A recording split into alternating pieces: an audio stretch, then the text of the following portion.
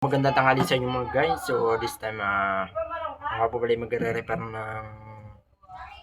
washing machine saka dryer. So mga guys, so bali ito ay dalawa. So washing machine I mean dryer saka washing machine.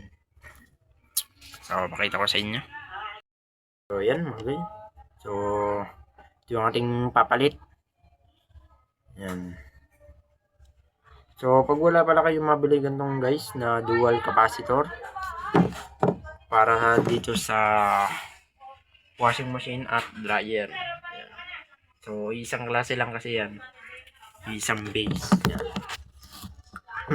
Pag wala kayong mabili nito mga guys, gantong capacitor. So, pwede naman yung ganito. Yung single lang. Ayan. So, may 5 ohms siya. And then, ito'y 10 ohms.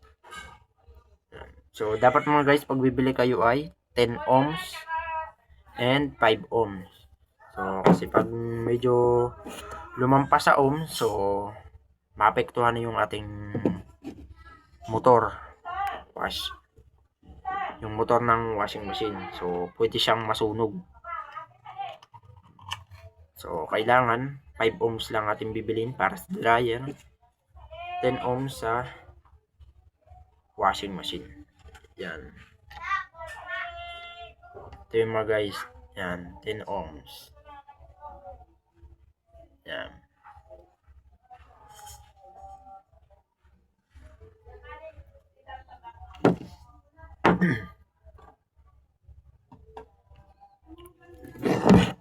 Oops. So, para makita nyo maliwanag guys, yung kanyang ohms. Dito ba? Ayan. So, medyo malabo. So, pakikita ko lang sa inyo ng maliwanag. So, para maintindihan nyo rin. Dahil yung camera, so, medyo may dumi lang yata. So, ayun, luminaw eh. Ayan. Ay, luminaw siya. Ay ganito lang guys para makita nyo. So, bago ko to patuloy mga guys, so tayo intro muna.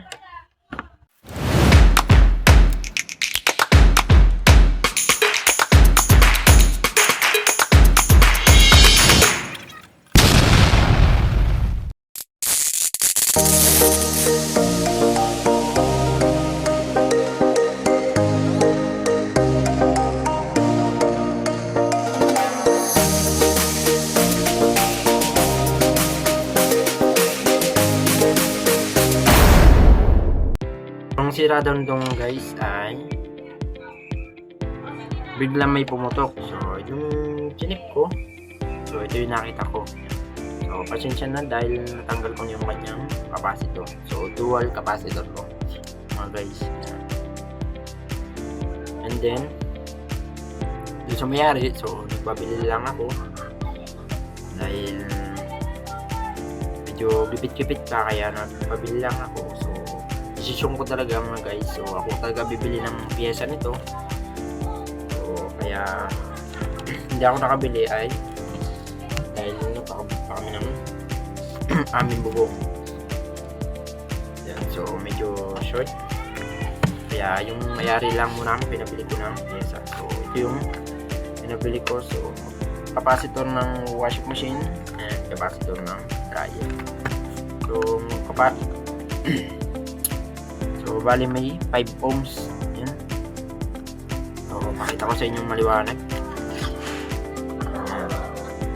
Ayan. 5 ohms. And then, yung capacitor ng washing machine. Ayan. So, pag mga ganitong mga guys, ang sira ng washing machine. Madali lang naman to. So, kapalitan lang naman natin. Makakita sa inyo, wala pa tayong cameraman. So, sundan lang natin yung kanyang linya. Kung saan yung kanyang linya na. So, washing machine. So, bali ito mga guys ay common niya. So, yan. Common. So, ito yung sa kanyang timer.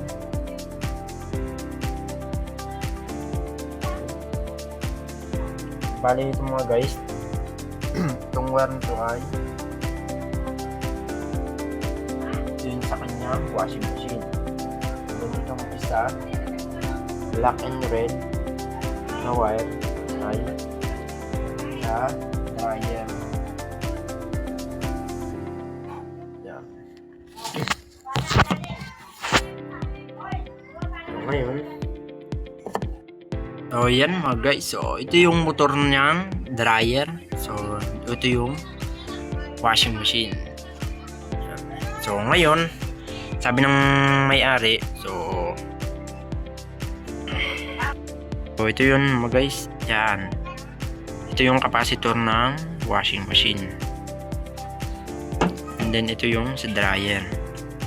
Yan, 5 ohms plus 5 degree.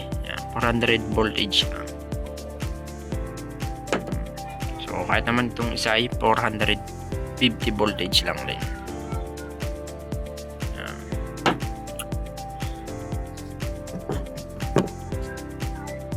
So yan mga guys, atakin yung kakabit na. So balikan muna natin itong kapit ng capacitor ng washing machine.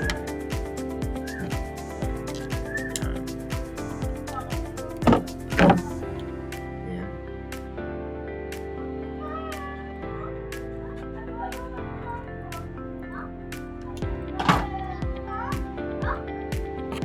So ito yung mga guys, ito yung wire ng washing machine.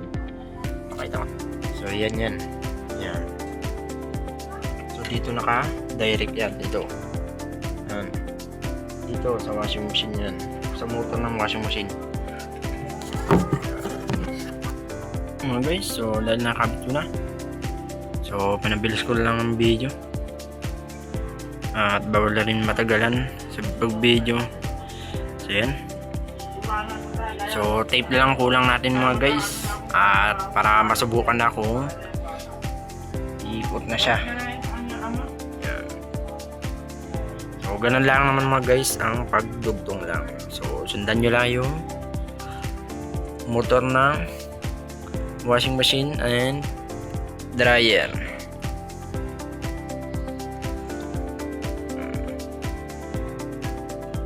So mga guys, so kaya pala natin pinalitan ng capacitor. Yan, ng bago. So dahil pumutok siya. Yan. So pumutok yung kanyang isang capacitor. So mas maganda na, pinalitan ko na siya ng bago. So kasi baka madamay pa yung isang capacitor na pumutok. So baka may balik ulit sa akin na ang customer. So yan mga guys.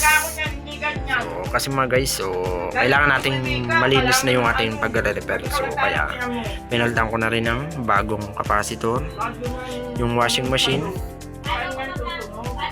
and bago rin capacitor ng dryer. So, ito talaga yung nakalagay dyan mga guys, dual na capacitor. So doon sa pinagbilan, so wala naman dual, so kaya ito lang yung inilagay ko. So tinanong ko yung customer kung pwede naman, so pwede naman daw na single lang ilagay. So sa akin na daw decision natin.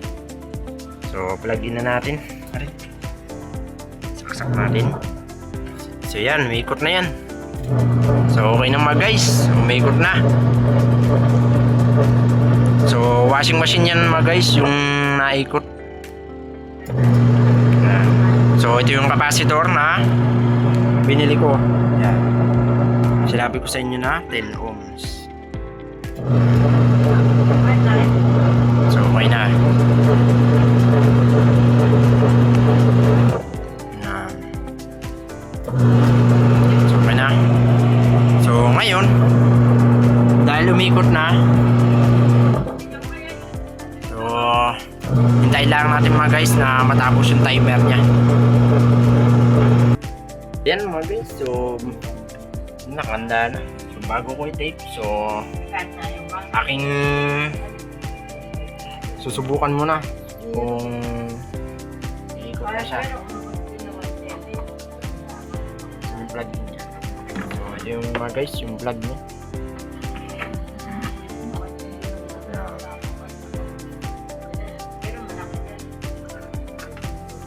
So mga guys, pag ganito ay pag wala kayong guantes, yung makapal,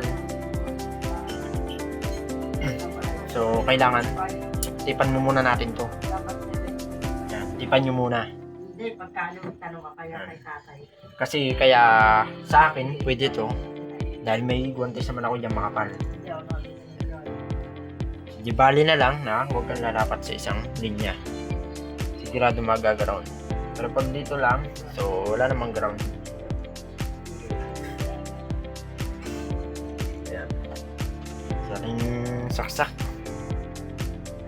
So, ito yung plug niya. Ayan. So, kuha na ako guys ng yung saksakan para masubukan na. So, yan mga guys. Dahil umikot na yung washing machine niya, so dryer naman yung ating susubukan.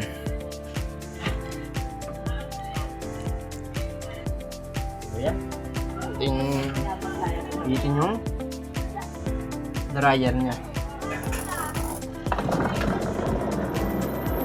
So ayan, umikot na rin.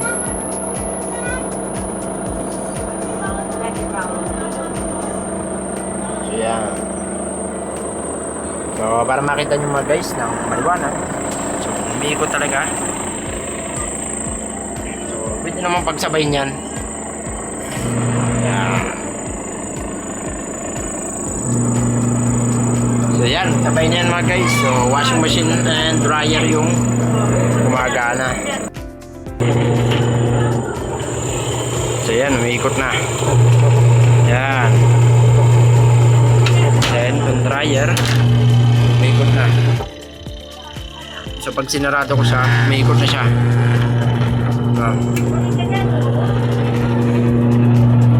Okay na. Yan.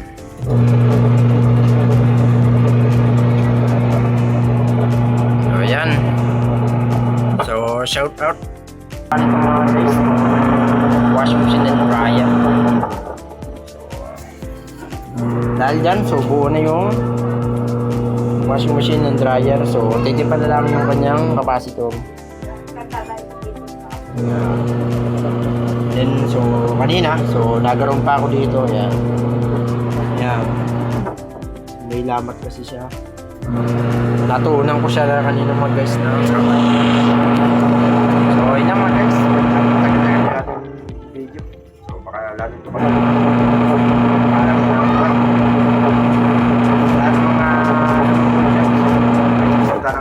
upload na video.